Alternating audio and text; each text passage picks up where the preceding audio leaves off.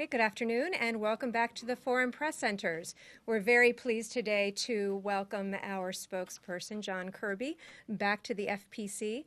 Before we begin, I just wanted to let everyone know that you should please check your emails for messages about our Election Day events in Washington, D.C. and also in New York City. We know that you're all eager, and we're very pleased to be able to have you join us on Election Day for some important events and briefings. Without further ado, I'm very pleased to welcome to the podium Spokesperson John Kirby. Thank you. Afternoon, everybody. How y'all doing? Hello, hello. Hi. It's great to be back. Thanks so much for... What's that? You're announcing the winner? The winner of what? Is there something going on? No, so great to be back with you guys. I always enjoy coming over here, and I appreciate y'all making time for me. I'm sorry I'm a little bit late, but I just finished my daily briefing at the State Department. That went a little long, so I apologize for making you wait a little bit. Look, I don't have any announcements or anything at the top here, but I do want to just say a little bit about let me start by asking you a question. How many of you have gone on a reporting tour during this election campaign season to polling stations or around the U.S. at all to prepare for it? Look at that. That's good. Thanks. You can put your hands down now. It's all right. I want to commend Orna and her team for putting those tours together. It's vitally important to us to be able to offer and to provide you those opportunities. And I'm really glad that some of you have taken advantage of it. And I know others that aren't here today have had a chance to go as well. And I think there's some more coming up this week. And I think, as Orna said, you're going to get a schedule here this afternoon.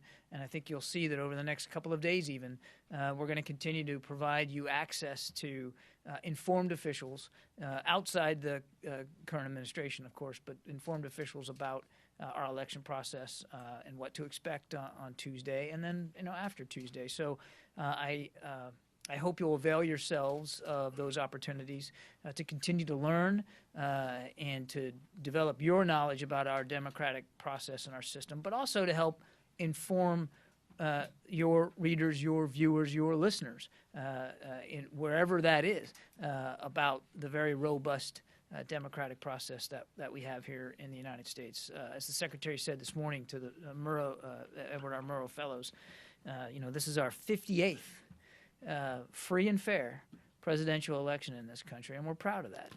And elections aren't always clean, simple things. I mean, they can be messy at times, but 58 free and fair. And again, we're proud of that tradition. We're proud of that heritage, and we hope that when you continue to go out and report on this, that that you convey all the context that goes into a presidential election like the one we're having to your audiences. So thank you for that. Thanks for participating.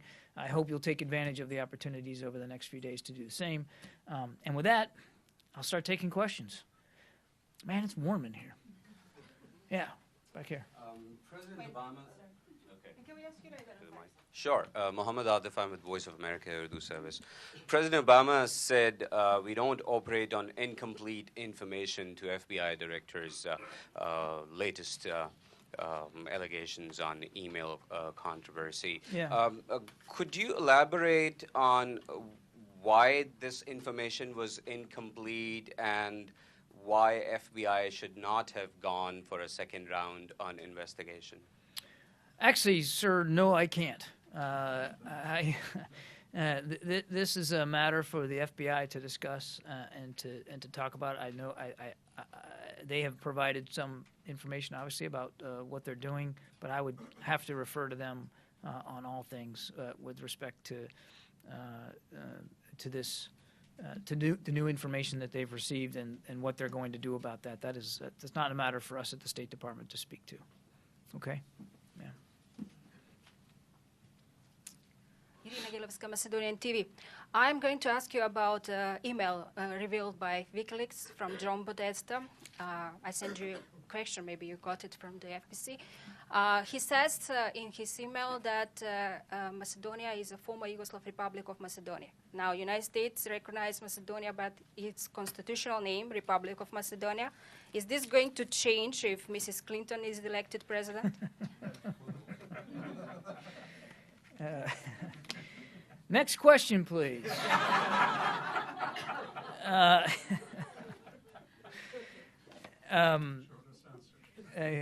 I'm good at that. Look, the United States continues to support ongoing United Nations-led talks on the Macedonia name issue and the resolution of this very long-standing disagreement. And we continue to support that process moving forward as soon as possible.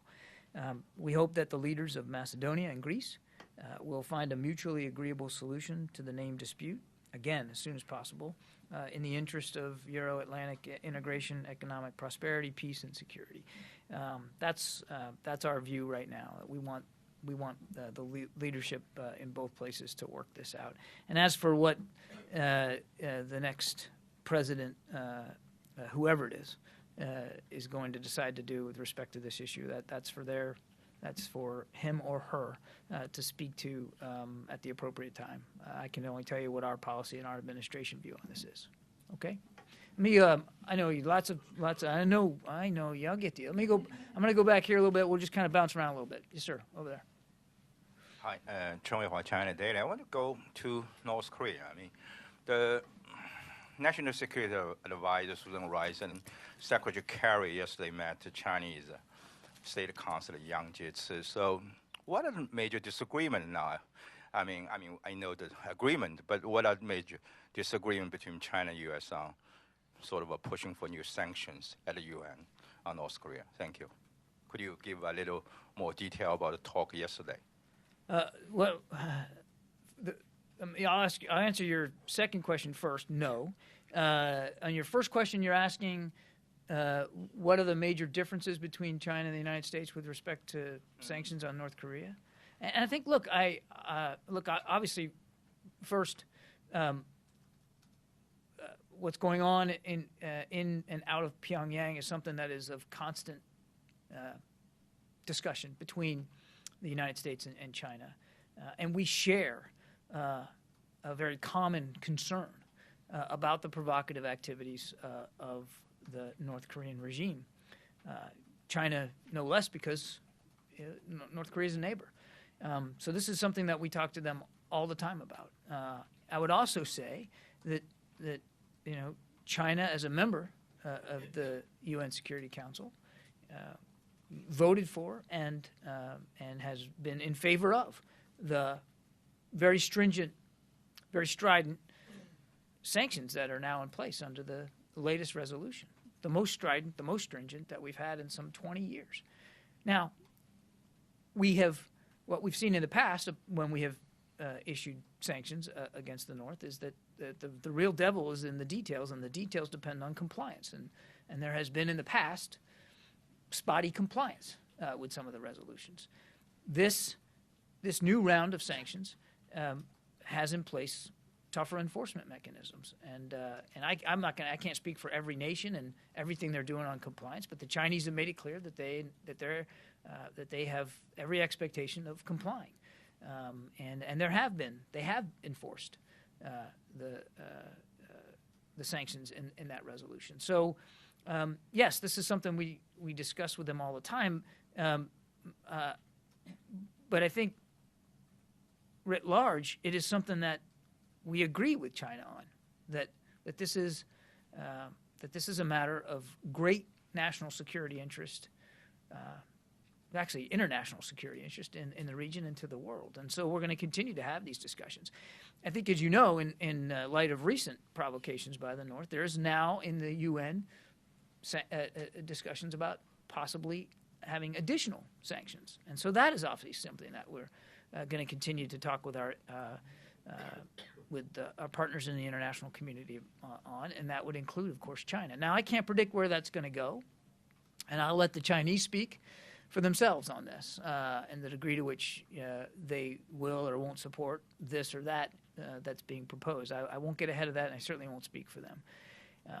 But But I think what's going on in Pyongyang is certainly something that is of deep concern to both our countries, as well as, I think, as you know, to countries all over the world, and particularly there in the region. And so while there are plenty of things that the U.S.-China relationship still has, there are still plenty of things where we don't agree. I think, broadly speaking, we certainly agree on the threat posed by the nuclear weapons program that's being developed in Pyongyang, and we're going to continue. I think you can expect we'll absolutely continue to have strong, constructive, productive, meaningful discussions with the Chinese about the way forward. Okay? Yes. Rita Chen from the Central News Agency, Taiwan. My question is about Taiwan's international space. Since the President Obama had signed into the law for supporting Taiwan's participation in the Interpol as an observer, I wonder if U.S. had reached out to Interpol already. If so, did you get any information from them? And what's the U.S. plan for supporting Taiwan's participation in the international organizations such as the Interpol and the UNFCCC? Thank you.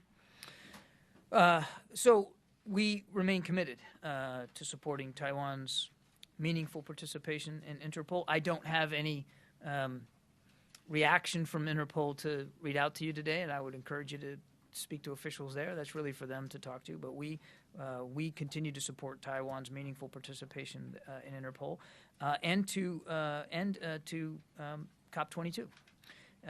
International security, transnational crime, climate change, these are all matters of global importance, and they do require cooperation from stakeholders all around the world. Now, in keeping with our One China policy, we support Taiwan's membership in international organizations that do not require statehood. In organizations that require statehood for membership, we support Taiwan's meaningful participation. So we remain committed to supporting Taiwan as it seeks to expand its already significant contributions to address many of these global challenges. I'm going to go. I don't have anybody from New York right now, do I? No? Okay, I promised you I'd go there after 3 questions, so we'll see where we go. Yes, ma'am. Husseini from Al Hayat newspaper. What is the understanding areas between you and Russia and Iran and Turkey regarding Syria and the war of terrorism? Also, what is your expectation about the start of Russian attack on the eastern part of Elbo in the coming days? In Aleppo. Yeah. So there's a lot there. Let me just tell you first, multilateral discussions in Geneva over trying to obtain a cessation of hostilities in Syria continue. And it's not just the U.S. and Russia, but there are other key regional countries represented. Turkey and Saudi Arabia being 2 of them, I think you mentioned.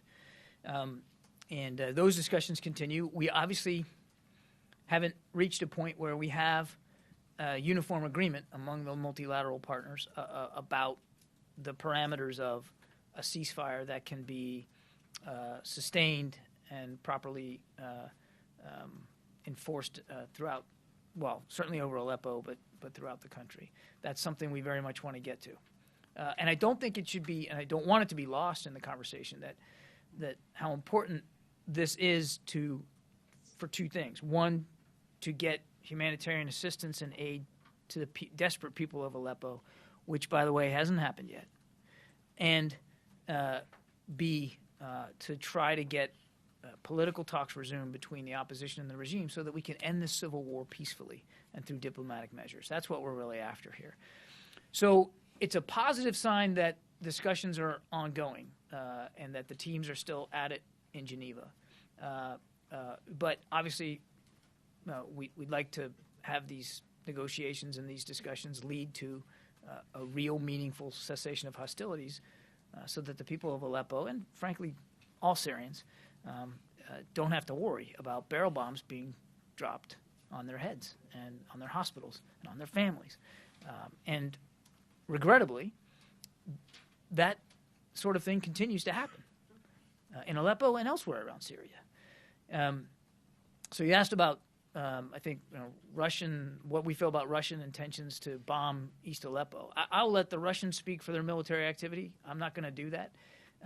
What I will do is point you to what Secretary Kerry said about Aleppo, and that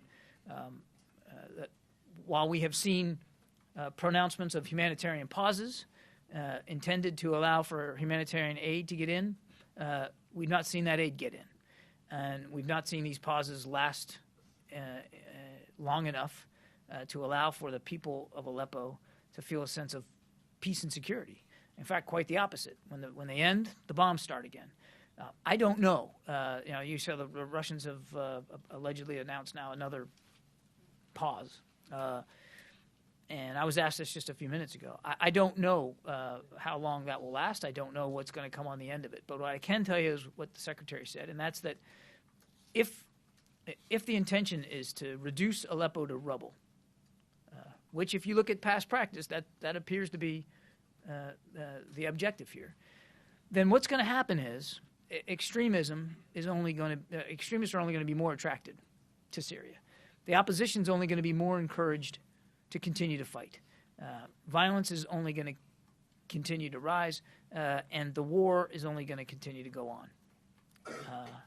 And that's not good, obviously, for the people of Syria. It's certainly not good for other nations in the region. And frankly, because of the refugee crisis that this civil war has caused, it's not good for so many countries around the world, particularly in Europe, where they continue to face the most daunting migration challenge since World War II. So if the purpose is to sort of gain negotiating leverage by bombing Aleppo into rubble, then it's our view that that's going to have actually the opposite effect, that it's just going to prolong the civil war. And we're not bashful about saying this publicly. We certainly aren't bashful about saying it privately to our Russian counterparts. They know exactly how we feel about this. It is time to get a cessation of hostilities. It's way past time to get a cessation of hostilities in place that the Syrian people can rely on and depend on, so that they can get the food, the water, the medicine that they need, so that they can stop living in fear.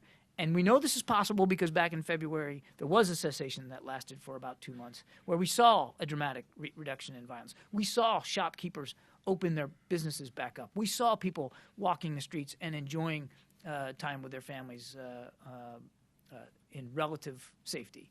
We know this can happen, but absent that, there's not going to be an end to this civil war. The only way this war is going to end in a sustainable way is through a diplomatic solution, through political talks. And you can't get to those talks, which we all want to see return, unless we see an end to the violence, an end to the barrel bombs. Okay? Let me go back here. Yes, sir. You back there in the blue shirt. Yeah. Yeah, you. For some time there have been negotiations between the European Union and the US on a new trade deal, TTIP. Considering the protectionistic statements in this campaign, does that deal have any chance to be reached? What I can't certainly predict what a future administration will decide to do. What I will tell you is that Secretary Kerry and all of us at the State Department, all of us in this administration, are committed to TTIP and to continuing to move it forward. We believe it will improve economic prosperity for everyone involved. It will raise the working standards, and we believe that it is a goal worth pursuing. And so I can tell you we're going to stay committed to it for as long as we're here. Can it be an agreement before January the 20th? I would not be good at the business of predicting, and I'm just I'm not able to speculate about that. I can tell you that for as long as this administration is in office, that we're going to continue to work closely with our European counterparts to see if we can get TTIP in place. Yeah. Let's go over here. Yes, sir. Thank you, sir. Jahan Zebali, Airline News TV. Yeah, I know who you are. Thank you. So it's about Afghanistan. As you know that the situation in Afghanistan is still very dangerous. Taliban still targeting civilians and Afghan security forces. So there are some media reports in Pakistan suggest that Pakistan has asked Taliban leaders who were living in Pakistan to leave the country or to participate in the peace process. So what is the future of the peace process? Because despite the brutalities of Taliban, some of their leaders living luxurious life, few in Qatar, few in Pakistan, few in Iran. I mean, how much time the international powers given them to come on the peace process?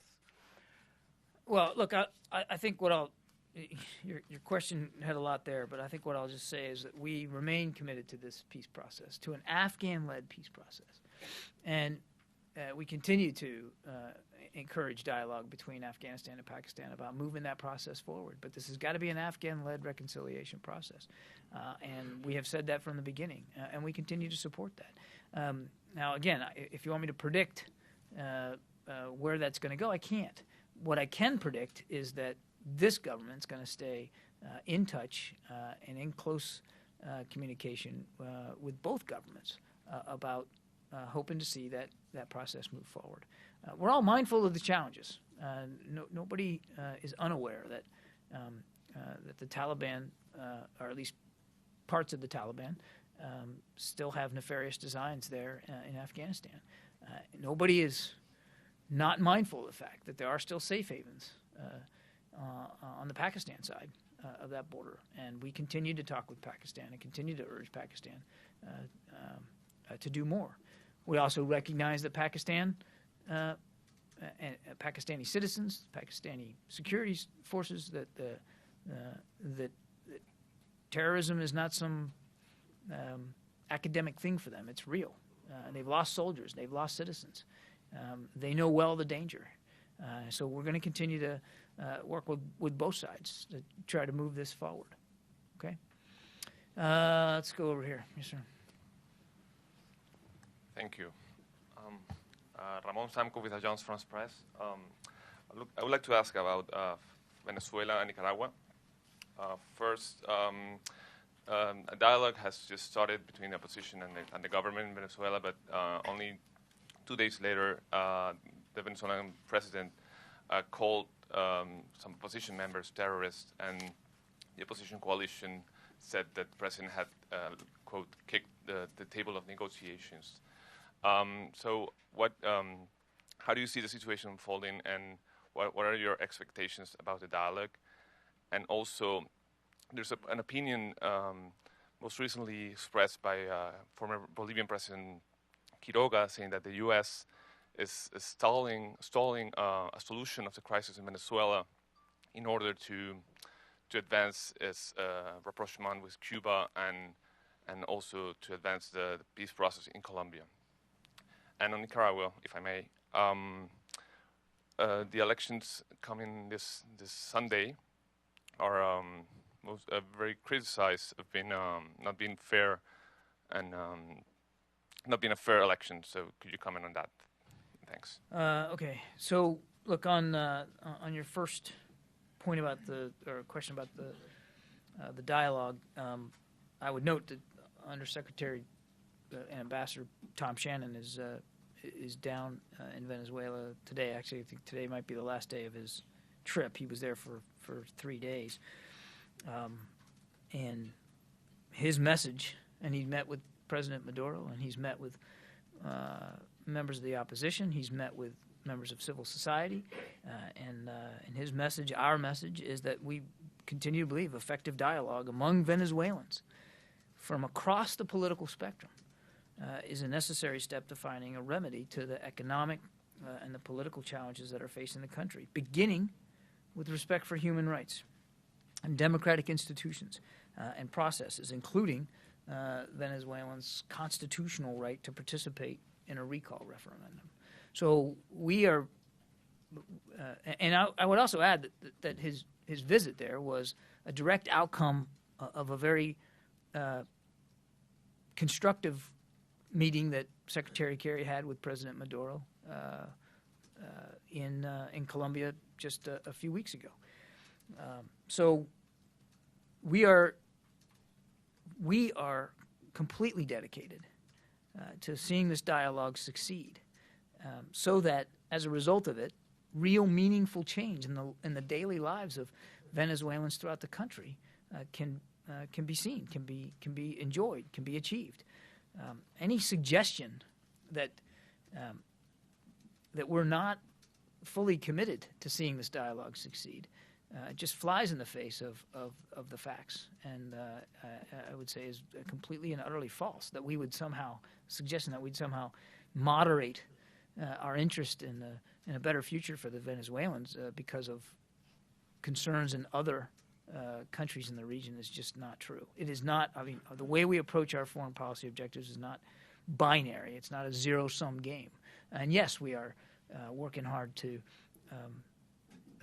fully establish diplomatic relations, normalize diplomatic relations in Cuba. And yes, we want to see a peace process succeed in Colombia, of course. And Secretary Kerry was down there for the dramatic ceremony that marked the signing of that agreement. So we're committed to all those things equally and unreservedly, and that's not going to change.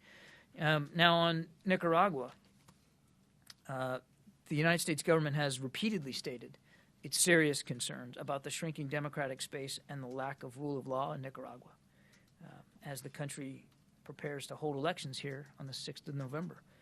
In recent months, the Nicaraguan government has taken steps to limit participation by political parties, to limit observation at the polls, and to limit access to voting credentials. A democratic election is not defined by events on election day only. It's a long-term process, and it's the process that matters. In fact, it's a little bit of what I talked about at the top here. You have, many of you, those of you who raised your hand, have had a chance to see our process and know very well that whatever happens in this country on Tuesday is the result of an awful lot of focus, time, energy, talent in the process itself. So the process matters.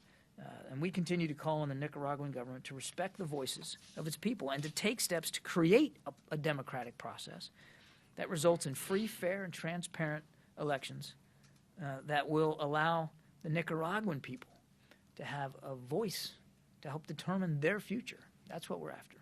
Okay? Let's go back to the back here. Go ahead. Yeah.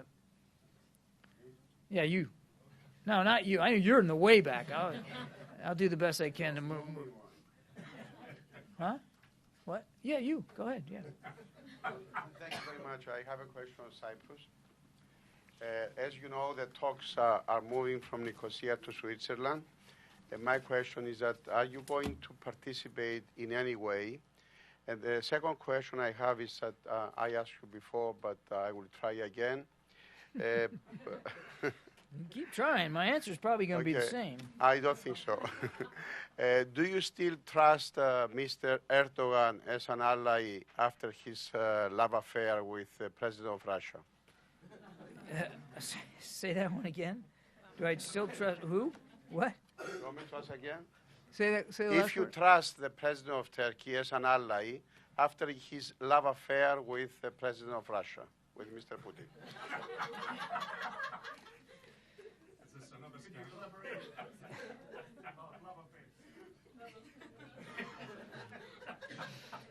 All right. Look, I don't have anything particular to say with respect to the Cyprus discussions moving. You said moving to Geneva? Is that to Switzerland? But I would just say, with respect to Cyprus, as we've said before, we're encouraged by the progress that Cypriot leaders have made this year. Our focus is on supporting efforts by the parties to reach a comprehensive settlement, to reunify the island as a bizonal, bi-communal federation, which would benefit all Cypriots as well as the wider region. So I think I'd leave it there. Look, on President Erdogan, Turkey remains a NATO ally. They're in the alliance, and we respect that. They also remain a vital contributor to the coalition to defeat Daesh, which is now 67 nations and entities strong. And Turkey has been a vital contributor to efforts, particularly in their support to the coalition for operations in Syria. And we have every expectation that cooperation will continue. Certainly, that's what we'd like to see, and the Turks have given no indication that they aren't still willing to support coalition operations against Daesh. So we're grateful for that. I think we also need to note the significant contributions of Turkey with respect to refugees on their side of the border. We talked about refugees a few minutes ago. It is not insignificant, the millions of Syrians that they have hosted on their soil. And that takes a toll, of course. And yet they've done it. So we're grateful for that. As for bilateral relations between Turkey and Russia, those are sovereign decisions that these national leaders get to make. They determine their foreign policy, and they determine the health of bilateral relations. And so we would welcome healthy bilateral relations between Turkey and Russia. But that's really, the scope of that is for them to determine, for them to decide. As I said, I think earlier, we don't look at international relations as a binary zero-sum game. We just don't, in that part of the world or in any other part of the world. What we want is for whatever the health of these bilateral relations are, we want the focus of the coalition, every member of the coalition, to remain on Daesh in Iraq and in Syria. And as I said, it's 67 nations and entities strong. And we want everybody focused on that common goal, that common threat. With respect to what else is going on in Syria, and Russia and Turkey, as I said, are at the table in these multilateral discussions. With respect to that, we want everybody to stay committed to what everybody inside the International Syria Support Group and at the United Nations has signed up to. And that is a unified, whole, pluralistic Syria. A Syria where the Syrian people can determine their future, just like we want the people in Nicaragua to determine their future. And we want to see a peaceful solution, a diplomatic solution to the civil war. And Turkey and Russia have been literally at the ground floor of the ISSG efforts, literally. And again, we appreciate their participation in that process, and we look forward to, through this multilateral effort in Geneva, we look forward to hopefully making more progress on getting to a cessation of hostilities that can actually lead to that result. Okay, so the long answer. I mean, I'm sorry for that, but really, these decisions by national leaders, they're for them to make. We don't have anything to fear from better relations between any two members of the coalition. We just want the focus to be on defeating Daesh. Okay. Yes, ma'am, in the back there. Thank you. Silvia Yusuf from El País newspaper. I'm coming back to the U.S. and the State Department. I have two questions regarding the elections. I mean, the email scanner of Secretary Clinton is affecting her personally, but my question is how damaging is to the image of the whole State Department? If you've seen any kind of reaction, or what kind of impact is it having on the whole State Department? And a second question, also on elections, because I understand that it's the State Department who has to ask for the international observation. I was wondering how many institutions have you asked, and when did you ask them to make the international observation of the elections? On the second question, I don't know that I have a number for you on that, and I don't know that, and I'll check on this, but I'm not sure that the process works exactly like that, where the State Department asks. I think it's really, most of the observation, as I understand it, is done through OSCE as appropriate, just like they do everywhere around the world, and we. Yeah, I don't know, so I'll have to take that question. I don't have a number here for you. So I don't know, but it's ultimately up to the states to approve or disapprove who's going to be observing the elections. So I think I'd leave that there. On the other question, look, our focus at the State Department has been to work to make accessible through the Freedom of Information Act that email correspondence that is appropriate to do so. Obviously, the big effort this year has been the some 55,000 pages of email traffic that former Secretary Clinton turned over to the State Department. Our focus was on making sure that we process that appropriately. And we have obviously received many other Freedom of Information Act requests for correspondence relating to that time at the State Department, and we continue to process that. That's where Secretary Kerry wants our head to be. There's a law that governs how we make these documents public. We're going to follow that law, which means there's a process that has to be followed so that what's being released is appropriate to be released to the public.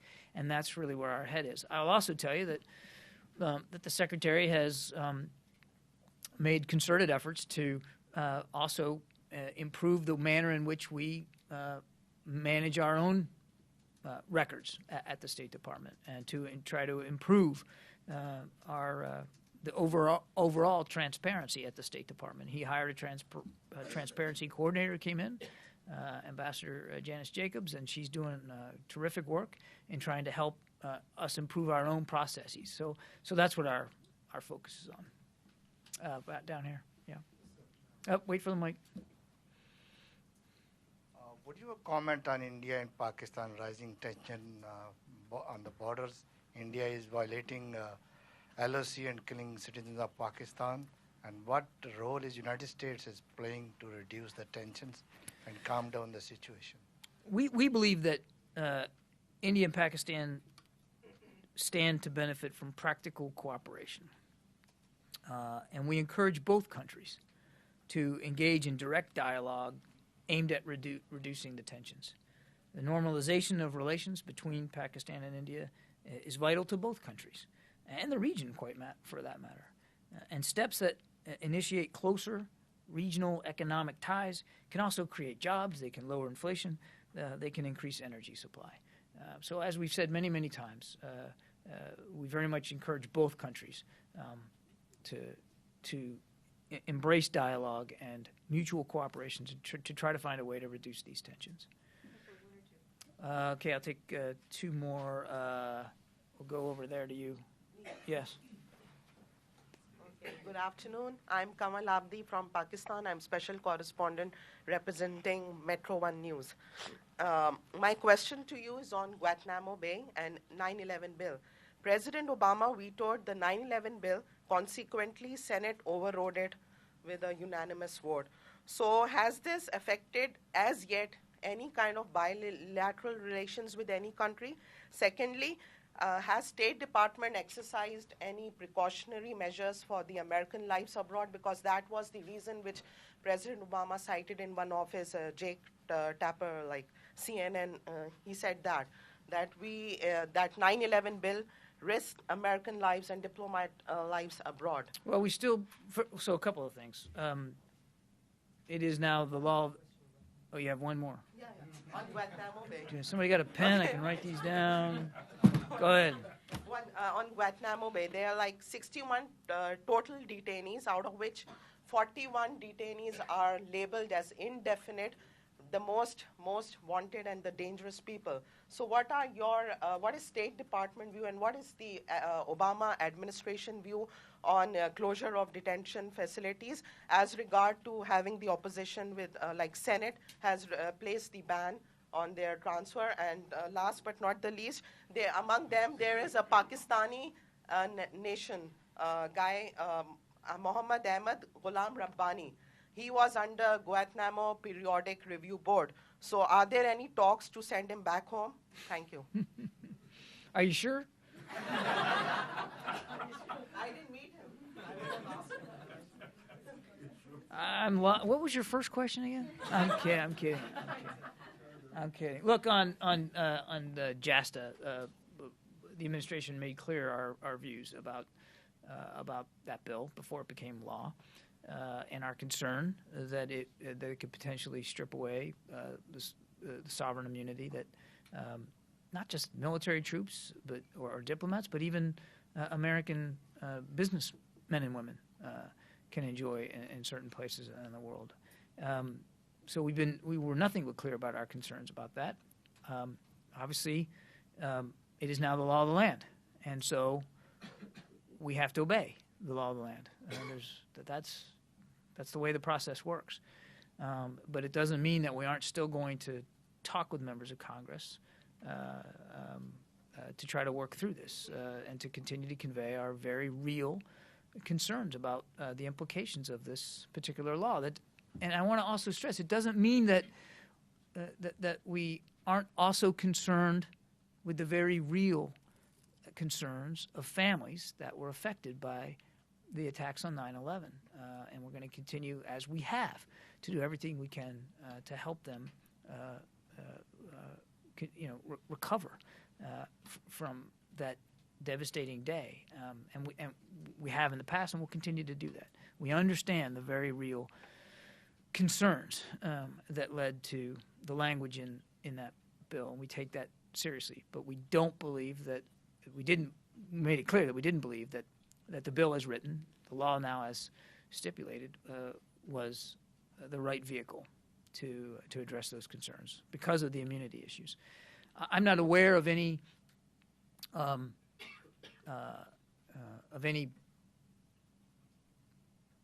reciprocal effort now by another nation, and I wouldn't speak for another nation, but I'm not aware that there are any out there right now. But I mean, I would note that even some of our closest friends and partners in Europe express concern about this law and worry that in their own governments reciprocal legislation could be pursued. So this isn't just about the Middle East. Even our closest allies and friends in Europe expressed concerns about this. It wasn't just us, and it wasn't just allies, friends, and partners in the Middle East region. So we're going to continue to consult with Congress on this, mindful, of course, that it is the law of the land, and therefore needs to be implemented. Now on Gitmo, you had a mouthful there. So let me just get to the right place here. I would say, first and foremost, our policy on closing the detention facility at Guantanamo Bay has not changed. The President has been exceedingly clear about his intention to do that. And we continue to believe that the operation of that facility weakens our national security by draining resources, by damaging relationships with key allies and partners, and by emboldening violent extremists. So we're going to continue to work diligently with the Congress to reduce the detainee population at Guantanamo Bay and to close the detention facility in a responsible manner that will protect our national security. And that's not just a throwaway line. We're going to do this in a responsible way that protects our national security. And we have approached this, the transfer process, the review board process that you talked about, in a very diligent, measured, deliberate, thoughtful way, so that those two goals can be achieved: closing the facility, which we continue to believe is not in our national security interest, and protecting our national security and the security of the American people. But just to make sure that you've got the facts and the numbers as we have them, we show 60 detainees that are currently in Guantanamo Bay. 10 of them are in various stages of prosecution by the military commission process and are not eligible for transfer at this time. 20 of them are approved for transfer by the Executive Order Task Force from when the current administration undertook a comprehensive review of all the detainees, or by the periodic review board that you talked about. So we're going to continue to work at this. I think I also had, I thought I did. So I said 10 and then 20, right, that are going through the process. So the remaining 30 of the remaining 30, 13 of them are in continued detention, and then 17 are being referred for prosecution. So there's 60 left. They're all in some form of the process, and we're going to continue to work with countries around the world for those that can be approved for transfer to effect that transfer. And we're grateful for those countries that have agreed to take detainees in the past. I'm sorry, and you had. The last one there. Will you send back the Pakistani Ghulam Rabbani guy? He was under recent Gitmo PRB, Periodic Review Board. Yeah. So of the 5 Pakistan detainees, 3 of the 5 of the remaining Pakistani detainees were eligible for the PRB hearing. All 3 of them had an initial hearing in 2016. The review board determined for all 3 that, and I'm quoting now, the continued law of war detention of the detainee remains necessary to protect against a continuing significant threat to the security of the United States. Back to what I said before, that we're obviously going to do this in a responsible manner that protects our own security. All 3 are eligible for file review within 6 months of the determination. The other Pakistani detainees are in various stages of prosecution in the military commissions and are therefore not eligible for a PRB at this time. And I think I'm not going to go into any more detail than that on specific cases. I got time for just one more. We'll go down to. Thank you. And since you are on that page. Since I'm on that page, how do you know what page I'm on? The Gitmo prisoners. Huh? The Gitmo prisoners. What about them? We have one Russian there, so please don't go away. Please check on the Russian side. I don't have anything on a Russian detainee here. He has been through the commission process. He has been approved for transfer. I don't know whether he's been transferred. That's what I wanted to check. Well, I refer you to DOD. I don't have the specific information that you're asking.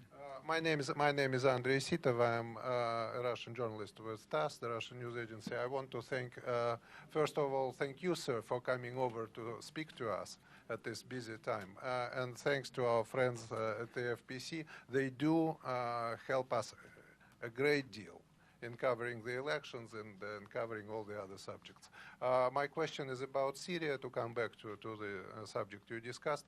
The Russians have released their own white paper on Syria at the United Nations. Have you seen the document? Actually, I think they've released a couple of different documents, the white paper and some action review plan or something like that. So have you seen the document, and what do you think of it? Well, we're aware of it. I don't believe that we have an official reaction to it at this time. No official reaction. Do you have your own estimates of the civilian casualties and collateral damage from U.S.-led coalition operations in Syria and also in Iraq and Afghanistan? Well, again, I'd point you to my colleagues at the Defense Department to speak to specifics on civilian casualties. What I can tell you is that, hang on a second. I'd say a couple of things, and then I really do want to refer you to DOD because I don't really like talking about military matters anymore. I used to be able to do that. But look, Central Command conducts, and this is important context because, you know, I keep getting questions about civilian casualties, and it's typically in view of, if you don't mind me saying, Russian claims that we're not as careful as we say we are, and that is just not the case. So let me just walk you through a little bit of this context, and then I want to make a broader point at the end. Central Command conducts a thorough assessment of all reports of civilian casualties that are associated with U.S. strikes. To date, the Pentagon has acknowledged they've received 239 reports, 173 of which 239, 173 of which caused civilian casualties was deemed to be not credible. So there's a process here. They look into every allegation and claim, and if they determine it's credible, then it moves on to the next phase. 173 of which were deemed not credible. 7 reports remain open. 5 of those are pending credibility assessment. As I said, we want to make sure that we assess the credibility of the claim. And 2 are pending investigation. 59 reports have been closed. Of those 59, the Pentagon has already publicly announced that 31 of those reports were determined to be credible in terms of causing civilian casualties. And in accordance with our commitment to transparency, the Pentagon's working very hard to release the assessment findings of the remaining closed reports, and they'll do that as soon as possible. The point I'm trying to make is that no other military in the world, and I can say this having been a member in the United States Navy, no other military in the world takes this more seriously than the United States. Anywhere around the world, in any conflict, but certainly because we're talking about Iraq and Syria, there is a rigorous process to assess the credibility of these allegations and these claims, and then if they are, they move them forward.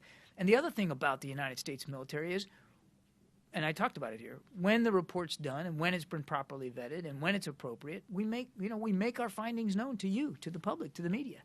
And if anybody is found at fault, then that individual or individuals are held to account inside the military judicial process as appropriate.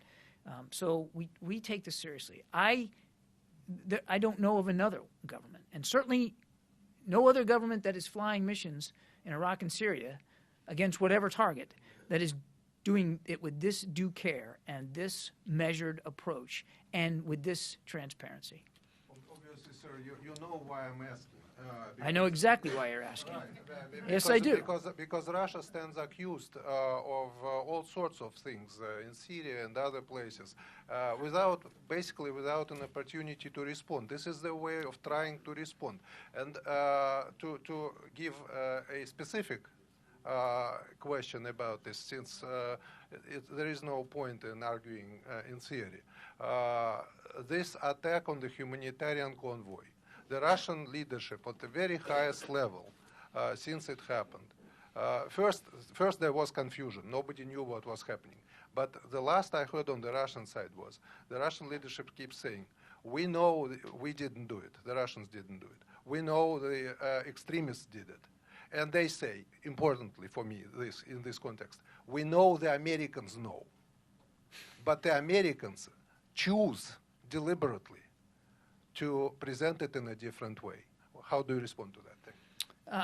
The only thing I can say to that is that claim is utterly without merit. And I mean, it almost doesn't even dignify a response by me.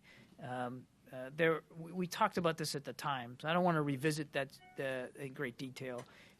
But there are only two types of two nations flying aircraft in the vicinity of that humanitarian convoy, Russia and Syria. So it had to be one of them. Just had to be. There's no other answer for it. And the Russian response at the time changed all kind of. At one point, they actually claimed that there was some sort of spontaneous combustion that caused the convoy to explode. They were all over the map. So, but the notion that we somehow have special information on this and we're withholding it in some nefarious attempt to smear Russia is absolutely ridiculous. Okay? Thank you very much. Gotta go. Thank you so much. Gotta go.